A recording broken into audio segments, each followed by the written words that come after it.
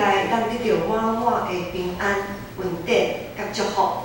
恳求主你圣神继续运行伫阮中间，互阮今仔日的礼拜对头到尾，拢满满会当得到对主来丰丰富富的帮赞、快乐、安慰甲带领。愿咱的祈祷拢是奉主耶稣基督的圣名。今天一样是和堂礼拜。那牧师照往例用通用的语言，现在通用的语言华语，因为我们在座有特别3楼有许多的我们的青少年，还有我们的一些青年，他们需要华语，让他们一样可以领受圣道，一样可以领受上帝的话语。好，我们在按照新眼光的读经进度，我们在之前读的是加拉太书，在加拉太书里面，我们知道使徒保罗他怎么捍卫真理，所以他的语调非常的严厉也严肃。但是在这个礼拜，我们接着读以弗所书。以弗所书在使徒保罗，他对以弗所众地区的教会，在以弗所的信徒，他有很深的关怀、安慰跟勉励，就是要建立教会。所以以弗所书本身，它就是在它的主要的目的是在教导信徒如何来建立教会。我想以弗所书应该是大家很熟悉的一卷书，怎么说呢？里面有许多金句，就是咱若是自细汉哦，主是学中大的吼，应该有背最金句。我们有背许多的金句，其实都是来自于以弗所书。我们稍微挑几句，我们来听看嘛，听听看。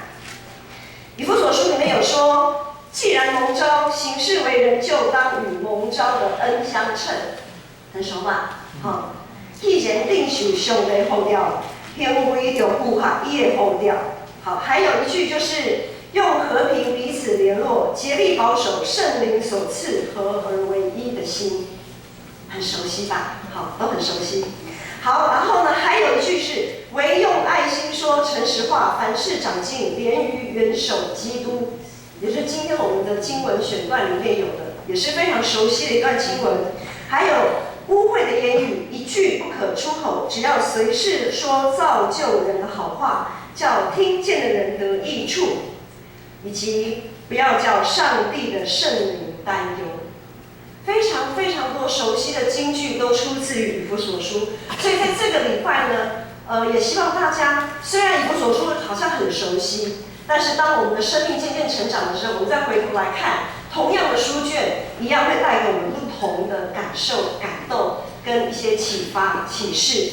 所以呢，我们真的是牧师的盼望，每一位弟兄姐妹在每一天的读经，都能够落实，都能够扎根。好，那我们接下来我们看今天以弗所书的经文段落。首先我们看11节、12节。11节、12节，我们看周报的后面，我们一样，我们就用我们通用的语言华语。我们下面有华语的圣经经文，我们一起用华语来读11节跟12节，一起来，请。他所赐的有使徒，有先知，有传福音的，有牧者、教师，为要装备圣徒，做侍奉的工作，建立基督的身体。好，保罗在这里谈到耶稣基督是教会的头，是我们的主，他赏赐各种不同的恩赐，在凡属他的教会。保罗要让拥有不同恩赐的信徒集合在一起，发挥所长，各尽其职，建立基督的身体，就是教会。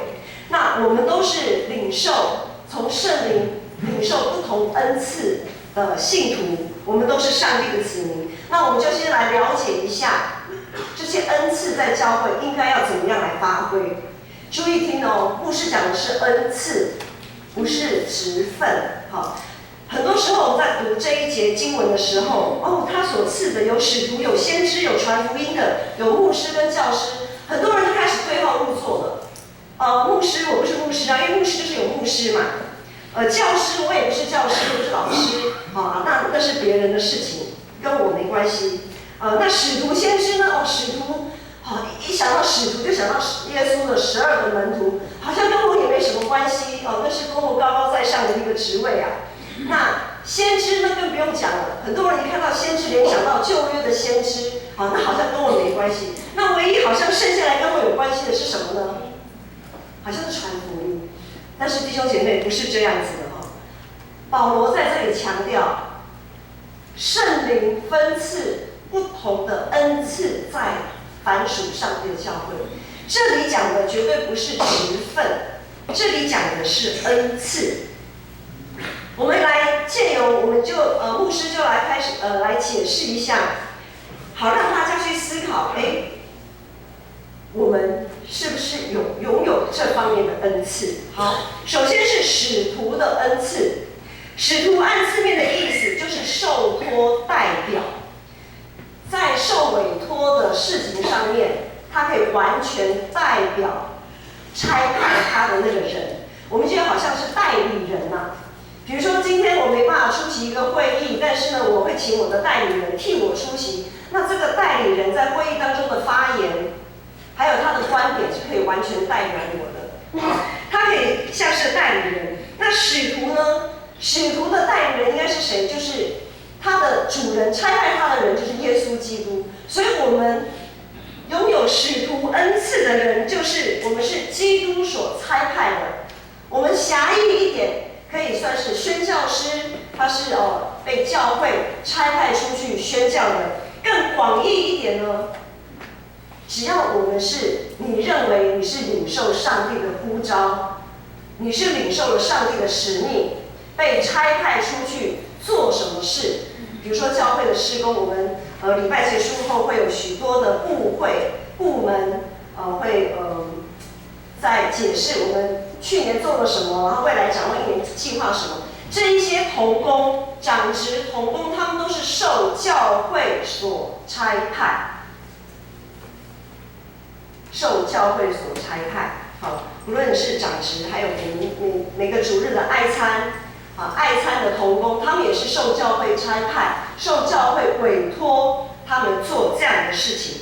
好，这样子就是有使徒恩赐的弟兄姐妹。再来看先知，先知是上帝的代言人。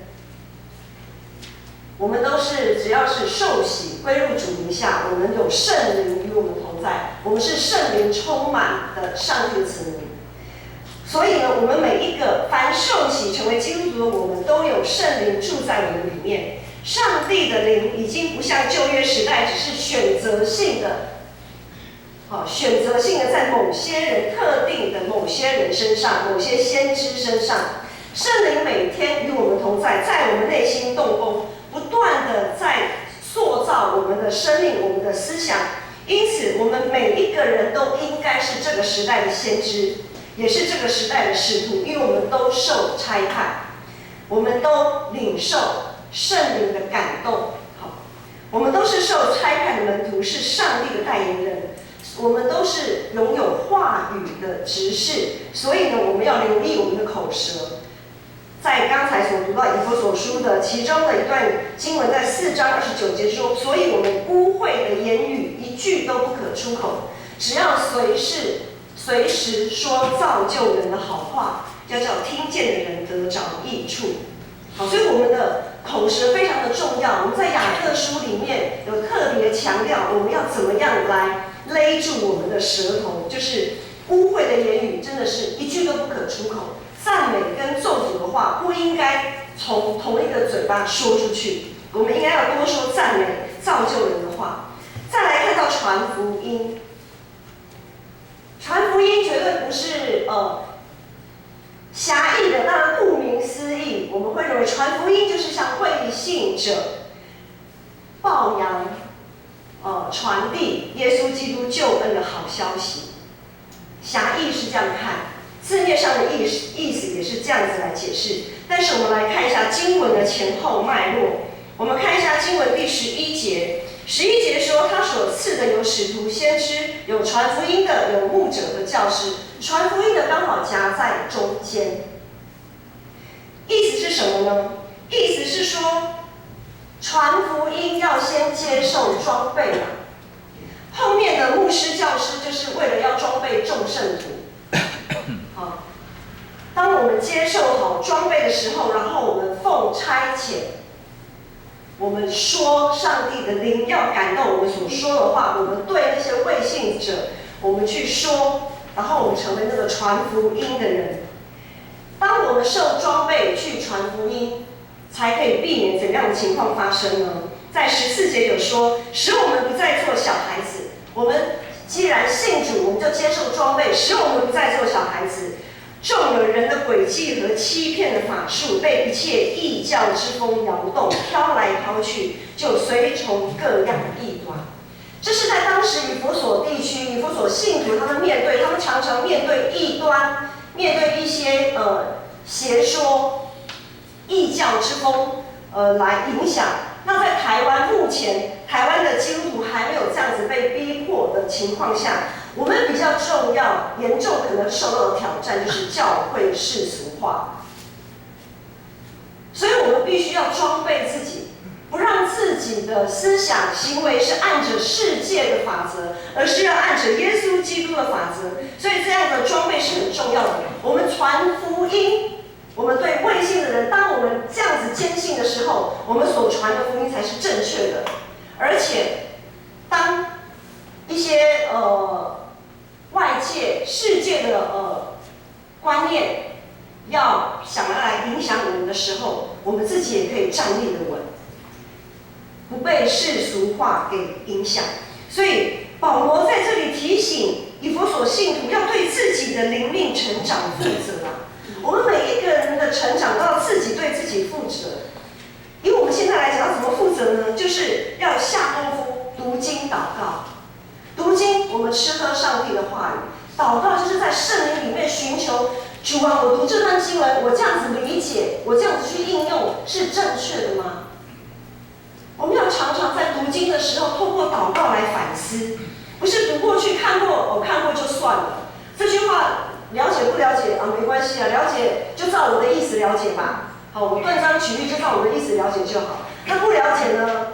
不了解也就算了，反正跟我好像也没什么关系。这样子的读经其实是完全没有果效的。然后我们要对自己的恩赐，我们领受不同的恩赐，刚才所说的，我们要不断的操练。没有人天生就会什么的，没有人天生他就很会做些什么事，说些什么话。我们要不断的操练，所以我们要委身服侍，并且在操练当中学习与他人同工，竭力保守圣灵的合一。在以弗所书里面非常的强调，因为每个人的恩赐不同，个性不同，思想观念不同，要合而为一的服侍，真的不简单啊！真的不简单，因为我们稍有不慎，我们就会看别人比自己强；稍有不慎，我们就是彼此惹气，惹动彼此的怒气，甚至于相咬相吞。我们教会的意向是成全众圣徒，万民皆祭司，就是要每一个弟兄姐妹都能装备自己，不断的操练，然后我们才能建造荣耀上帝的教会。基督徒的大使命在马太福音最后28章的19节、20节有说，所以你们要去，使万民做我的门徒，奉父子圣灵的名为他们施洗，凡我所吩咐你们的，都要教训他们遵守。好，首先，那我们就要知道，我们要很多人都说要去，使万民做门徒，要施洗，到这边就没有了。其实后面才是重点的。受洗其实很简单嘛。你久归来，像很多地方教会聚会所要受洗，非常的简单，办一个大型的活动，哇，洗礼可以一次好多人，但是生命的扎根成长呢？在马太福音最后说，凡我所吩咐你们的，都教训他们遵守。如果我们自己都不懂上帝到底吩咐我们什么，我们又如何教训？如何教导我们所带领的那一些福音朋友来遵守呢？好，所以这都是有脉络、有观点的。同样，在马太福音后面的大使命，我们领受的大使命，同样强调装备的重要。没有接受装备的信徒去传福音，它实在是非常的危险。好，再来我们看牧师跟教师。教会里要防堵异端，也就是说，我们现在避免教会世俗化的影响。当然，最重要的守门员就是牧者跟老师。这里讲的老师可能是神学院的老师，或者是他有去受装备，他的意向，他所领受的使命，并不是成为牧职，他是成为教师的。好，我们有许多的教师，教师就分门别类，有很多不同的教师，可能有圣经方面的，有神学方面的，有实践方面的，甚至于我们也有在关怀照顾方面的，我们讲关顾协谈方面的教师，甚至有特别是语言方面的教师等等的教师。这个是我们非常清楚明了。好，但是呢，不管是牧师还是教师，这两种恩赐和其他的恩赐一样，都需要经过长时间的锻炼，在牧养、监督、宣教、教导、解释跟诠释圣经需要下很大的功夫。一般而言，在教会里主要的教导者，当然就是牧者、牧养者，或者是监督者，我们很像说长老，哈。但是保罗在这里更广义的来讲，因为刚才提到的是恩赐，既然是恩赐，那么现在要来大家想一想，你有没有属于牧师跟教师的恩赐？怎么说呢？这个，比如说，对一位很会带小孩的人，很会陪伴孩子的人来说，他不一定是父母，不一定一个人要成为父母，他才很会带小孩，或者是说，他也不一定是所谓的幼教老师，才会跟孩子打成一片。有的人他有他的本能，他的恩赐，他就很会带小孩，很会跟孩子打成一片。他不必然是父母的角色，他也不必然是幼教老师。反而我们知道，有些父母或有些幼教老师，他们也不见得会跟孩子打成一片，他们也不见得会给孩子有很好的影响力。好，所以在这里，这一些人他就是拥有带小孩的这样子的恩赐。懂牧师的意思吗？所以它不是指职分。或许你对于某些弟兄姐妹的灵魂，他生命的情况，你非常的关注，你常常为他祷告，你常常打电话去关怀他的需要，那你就有牧者的恩赐。那如果说，或者是说你在圣经上，或者是在经历上帝这方面，你有很多的领受，然后在你的分享的过程当中，许多人因着你的分享，他们的生命得以改变，得以成长。那你也有教导的恩赐。很多时候这些东西不是那么的明显。耶稣基督他乐意赏赐各种不同的恩赐在他的教会。当我们领受这些恩赐的时候，就必须背起自己的十字架，担起自己的担子，操练自己的恩赐。绝对不要想说关怀关怀是牧师的事。关怀就是关怀部长的事，关怀就是关怀部的事，跟我无关。圣灵有感动你去关怀，你就去做了，不用去顾虑太多。当你去做的时候，你就是在操练，你也是在受上帝的差遣，你也领受了这样子的使命，你也成为在那个过程当中，你同时有牧者发挥了牧者的恩赐，你同时发挥了使徒的恩赐。如果在关怀的过程当中，你说了一些什么样的话，造就人的好话，那么你也发挥了先知性的恩赐。那如果你的对象是未信主的，或者是信仰还不坚定的，你也发挥了传福音的恩赐。弟兄姐妹，这些恩赐是全面性的，是全面性的。目的是什么呢？目的是今天的经文13、15、16节。好，13、15、16节这边说，就是要我们在真道上可以同归于一，认识上帝的儿子，得以长大成人，满有基督的身量。百节各按其职，照着个体的功用，各自发挥，彼此相助，叫身体渐渐增长，在爱中建立自己。建造基督的身体绝对不是一天两天的事情，就像一个刚出生的孩子，他不会一夕之间马上就长大成人。教会也是一样，它就像人的一生，有起有落，有悲有苦有欢乐，在不同的阶段需要不同的养分，需要不同的刺激，不同的调整。那长老教会的通病啊，虽然牧师的属灵的年龄不长，但是常常听到一些长辈说，对我教会吼，就是道理精，道理精的道理精，道理精就道理精啦哈。那个年轻人就是道理精的，很会讲道理的人很多啦哈，很会讲道理，所以你们可能会觉得长辈很爱说教，原来就是这样子。好，我也替年轻人讲点话哈。道理精想过多，道理精太多了，因为一直以来我们听讲道嘛，好，改革宗就是听讲道，然后呢也办了许许多多的讲座，我们喜欢吸收许多的知识，然后我们很会批判，很会辩论，这没有什么不好，这绝对没有什么不好，但是呢，我们却不擅长做反思。我们不擅长，我们听太多了，但是呢，我们不擅长做反思，就是我们听进来就要说出去，我们不会先在我们的生命当中消化，我们不会先反省思考，我听到的这些对我来讲，我需要怎么去改变？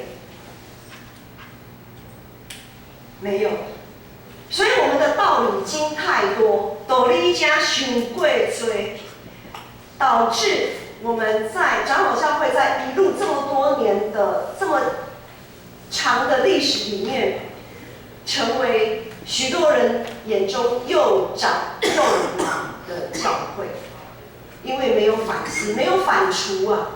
我们对我们听到的道理，我们没有反刍，我们没有这样的习惯。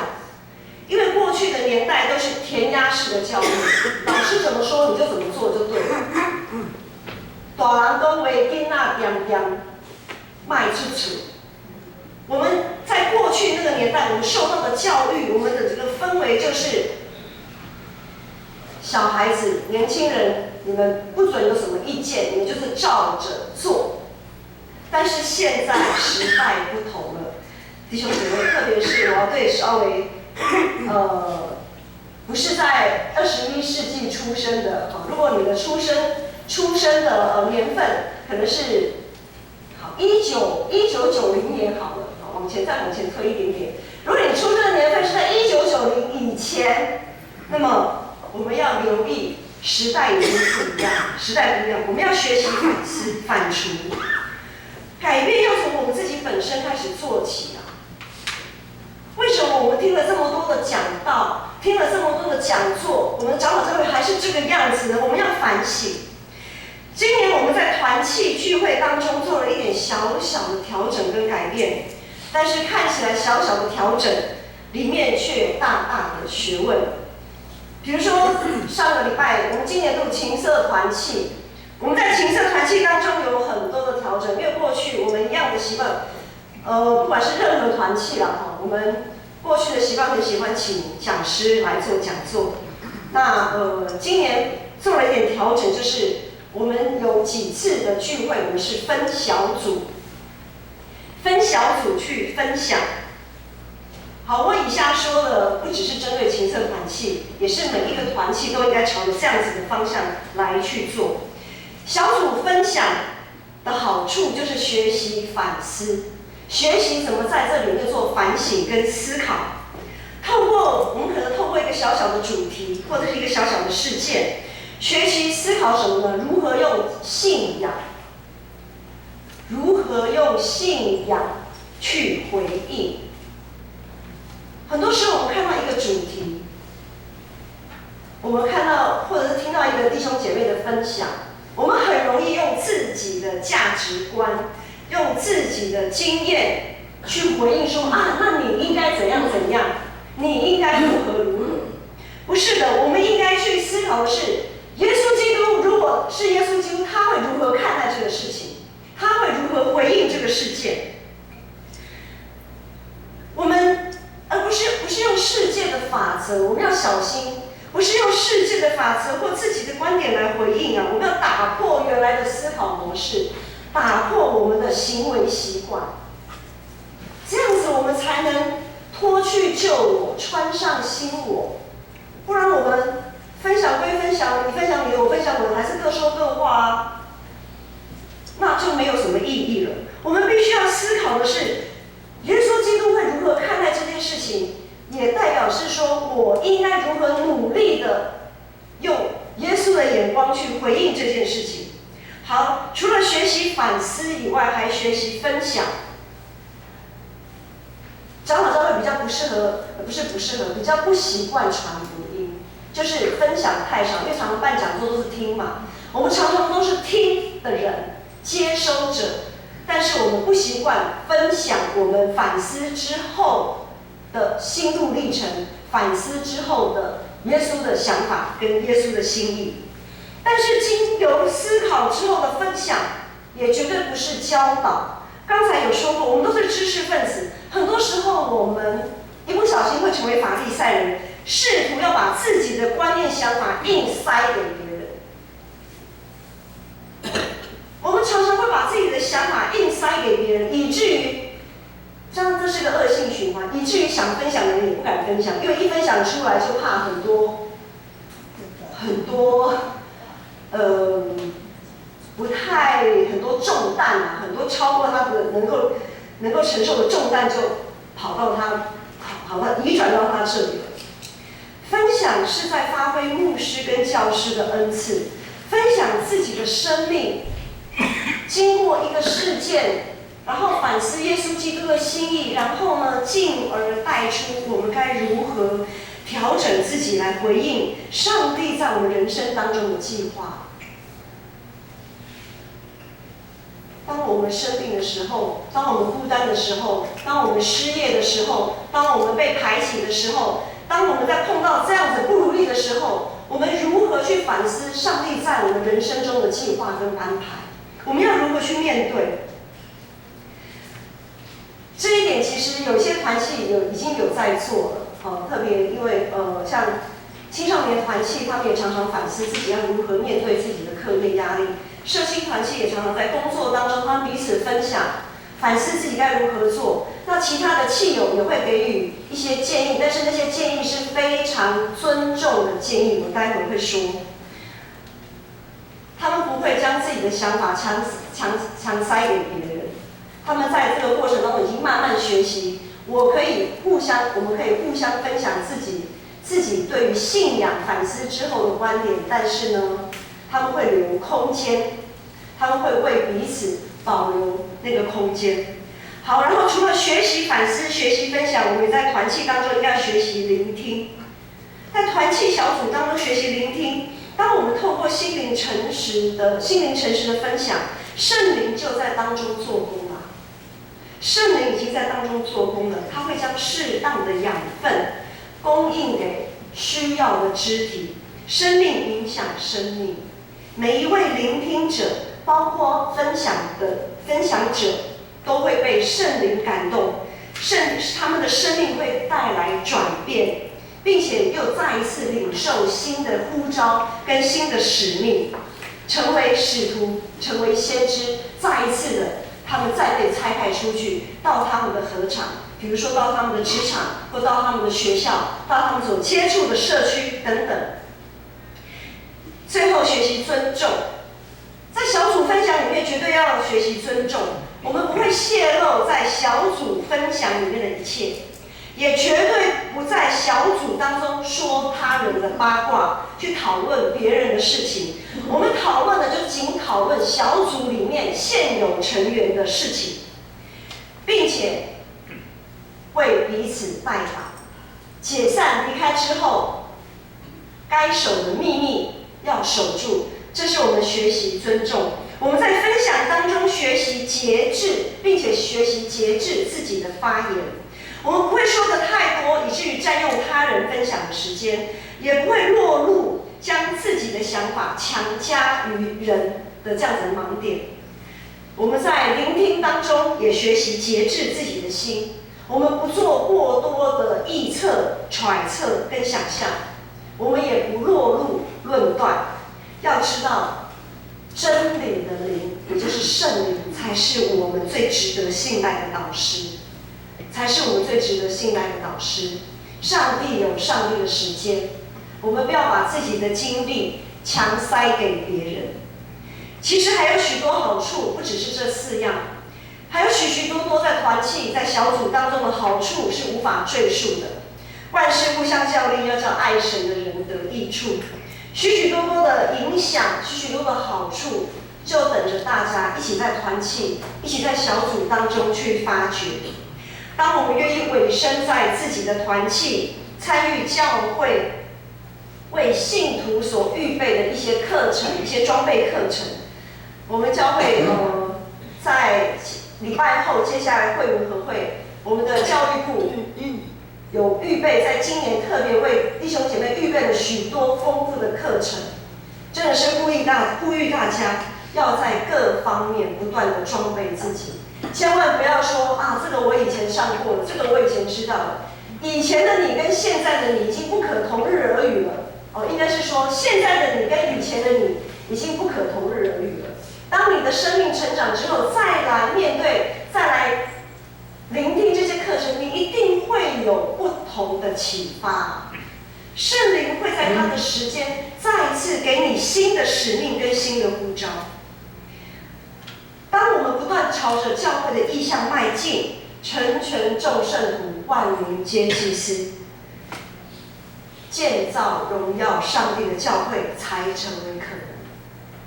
当我们专心一意的朝着这样的方向前进的时候，建造荣耀上帝的教会才是可能的。建立基督的身体是我们共同的责任，不论你领受的恩赐有多少，我们总要全身都靠主联络的合适，百节各按各职，照着身体的功用彼此相助，便叫身体渐渐增长，在爱中建立自己。我们一起同心祷告。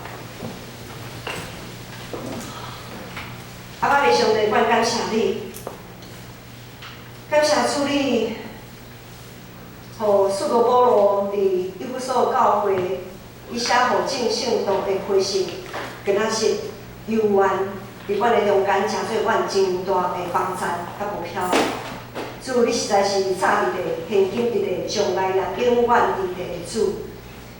恳求主你圣神帮助坚固阮，互阮每一天都会当活出基督的香味，互阮会当锻炼家己伫属灵的这个战场的顶面，会当成做基督的精兵，跑走好的路，征战好的征战。